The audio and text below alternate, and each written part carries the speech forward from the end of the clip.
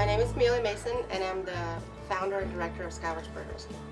We offer rescue and rehabilitation for injured and orphaned wild birds and provide sanctuary for the ones that are not able to return to the wild.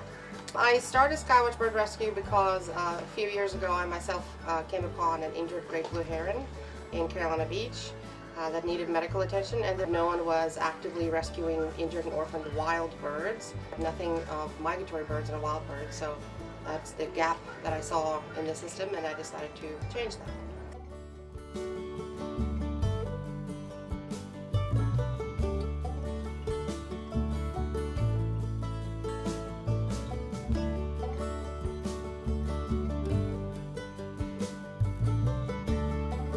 My name is Amelia Nash, and I'm a volunteer here at Skywatch. I've been here since about March 2012. Yes, so yeah, I'm just a general volunteer. I come here and help feed birds, clean cages. It's hard work, but it's an escape, I guess. I have a full-time job that I do as well, and I don't know, it's just nice to kind of be out here in nature. I've grown up in the countryside, so it's kind of like being at home a little bit.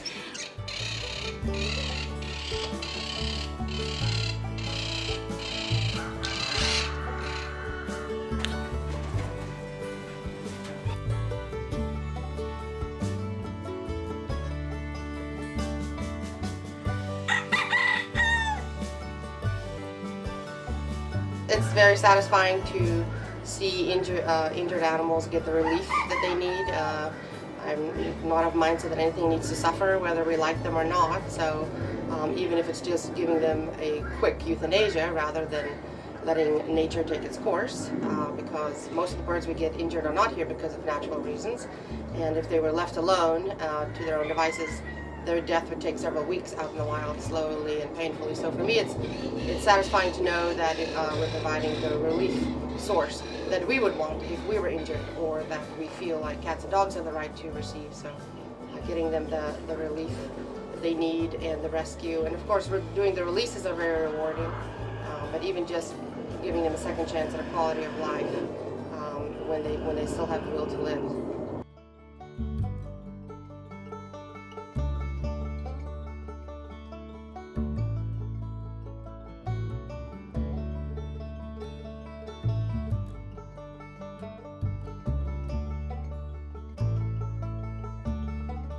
One of my favorite rescue stories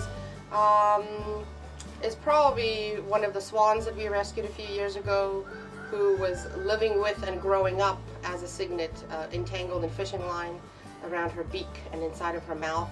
And for months she lived like that, and as she got bigger and grew bigger, the line wrapped tighter and tighter. So when we caught her, she was about 9 months old, and she had basically been slowly starving her whole life, unable to open her beak big enough to get enough food in. So she was severely anorexic and anemic, and the fishing line had nearly severed her entire bottom mandible and her tongue. So a lot of repair and several surgeries had to be done to save her and tube feed her, a lot of supportive care. And today she's happy and healthy, but she nearly lost her whole beak and her tongue. And just the amount of time that she had been living like that was probably one of the more touching injuries or stories that we have dealt with. So.